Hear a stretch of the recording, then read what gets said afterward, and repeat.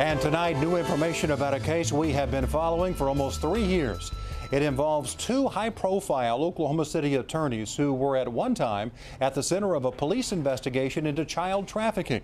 This is a case that sent hundreds of families all over the country into a panic. The lawyers have always maintained their innocence. Investigators worked for years trying to sort it out. They now point the finger at the district attorney for not prosecuting.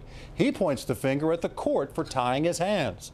News Channel 4's Allie Meyer has been digging to try to find out why the case fell apart. Attorneys Robert and Rebecca Boren specialize in adoption law. Several years ago, Oklahoma City police launched an investigation into the practices at the Boren & Boren law firm. Police compiled a massive report, turned it over to the Oklahoma County District Attorney's Office, but criminal charges were never filed. Tonight, new information about why. It was big news when the raid went down. Years of police work erupted into a paperwork blitz. November 4th, 2003, an onslaught of investigators stormed the law firm of Robert and Rebecca Boren. File after file, box after box, seized from the office and taken into police custody.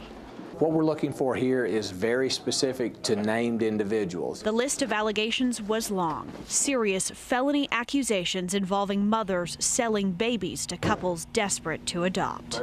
First-degree forgery, extortion, embezzlement by attorney. Police confiscated mountains of paperwork. Each file another client at Boren & Boren. Families who had adopted children. Birth moms who gave theirs up. I remember standing in the shower and thinking, wow, I'm going to have a son. We are protecting this birth mother's identity because adoption proceedings are confidential.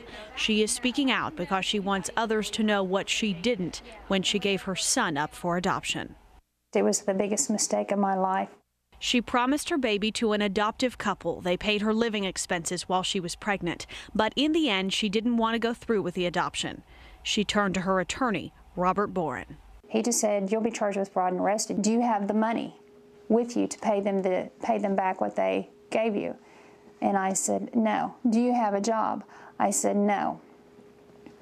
And he said, well, I won't have a choice but walk you over to the county and turn you in for fraud.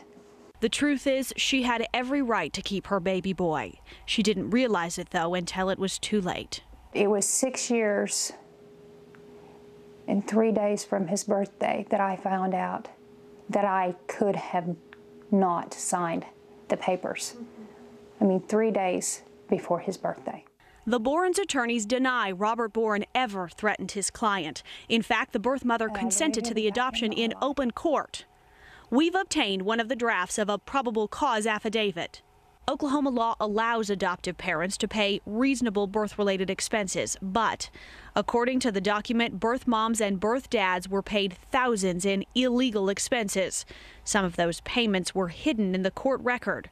Money to pay off traffic tickets, money to buy a dog, money for birthday party supplies, TVs, cars, vacations, and breast augmentation. There is the allegation that a breast augmentation was provided. The Boren's attorney, Carl Hughes, says that cosmetic surgery was an agreement between the adoptive couple and the birth mom months after the adoption. He says the Borens didn't know about it until after the fact. Hughes says it is the same situation with the vacation to Puerto Vallarta. He says there is nothing illegal about it. The confusion came because the police department didn't really know what they were doing in the first place. And if they would have known, it would have never gotten this far. In some cases, adoptive couples would even pay expenses for birth fathers, usually illegal. More than $1,300 in one case for fines, warrants, and probation fees. $1,500 in another case for truck driving school for a birth father. The report says payments to birth fathers are not authorized by the court, nor were they ever approved. But once again, the Boren's attorney says his clients did nothing wrong. If you've got to have a driver to take somebody to doctor's appointments and whatnot, you can't have their driver's license suspended because of a traffic ticket. They were disclosed, they were approved. The report alleges payments were so lucrative, one woman gave up 7 babies for adoption through Boren & Boren. Oklahoma County District Attorney Wes Lane. Did you think this could go to trial? Absolutely. I mean, the reason, or we wouldn't have instigated a trial. I would not have gone to the Oklahoma City police chief and asked him to specially assign people to the case. But the case never made it to trial. In fact, DA Wes Lane never filed a single charge against Robert or Rebecca Boren. He did ask the multi-county grand jury to investigate. Their report acknowledges expenses were masked or hidden from the court. But jurors blamed Oklahoma County judges for approving what they call wildly inappropriate dollar amounts. Others blame an understanding between Wes Lane and the Boren's own attorney, struck long before the investigation was even finished. Coming up, Wes Lane's unusual decision. What did the DA do that some claim put the whole case in jeopardy? It's like the guts were ripped out of the case. And now we continue our investigation into the way an Oklahoma County case was handled. Case never went to trial. Investigators blame the DA. And as you're about to hear, the DA blames the judges. Meanwhile, the defense calls the whole case a witch hunt. Now we're focusing on a document that was handed over to the defense, the kind of document that's rarely, almost never, handed over to the defense till the last possible minute. Allie Meyer picks up our investigation there. We know the Oklahoma County District Attorney's Office handed over key documents in the case very early on. It's not the typical course of action, but they gave the search warrant affidavits to the Boren's attorney on the day of the police raid. The Boren's attorney, Mac Martin, on the day of the raid. And we hope that and feel confident that once it's done, they'll find that these accusations that have been outlined in a affidavit for search warrant are totally and completely unfounded. To this day, those affidavits are still sealed. That is, we don't know exactly what's in them, but we do know they were a blueprint for the case.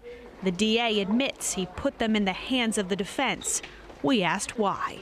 If I'm coming after you as the district attorney, then my cards are on the table. You know why I'm coming after you. There's no game to this. Here is what I'm coming after you about. And let's see what you got to say about this. We now know in the months following the police raid, those search warrant affidavits helped the Borens and their attorneys focus their defense. A perfectly legal strategy. Go back to domestic court and clarify the suspicious expenses. And they knew every case, they knew every case number, every name, and they fixed them all. Yeah, but here's what you wouldn't expect. I would never have expected a judge to sign them. The Boren's attorneys requested the court unseal specific adoption cases so they could make changes in the paperwork. News Channel 4 sources say unreported expenses were added to the court record, hidden expenses put in their proper place, all of it approved by a judge. And with each approval, the criminal case evaporated. And when the judges obviously are saying, no problem with us, well, what do you have? Well, nothing. The Boren's defense team says the DA had nothing from day one because the Borens never did anything illegal. We knew that those expenses would have been approved because they'd already been approved. But if there's an issue about line item approvals, which is what we called it, let's just clarify it. Wes Lane blames the judges who approved those clarifications for torpedoing his case, not his early release of the search warrant affidavits.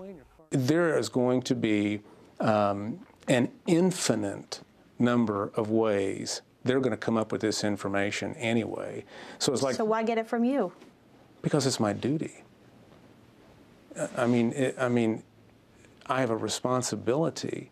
This is not of let's see who can keep a secret.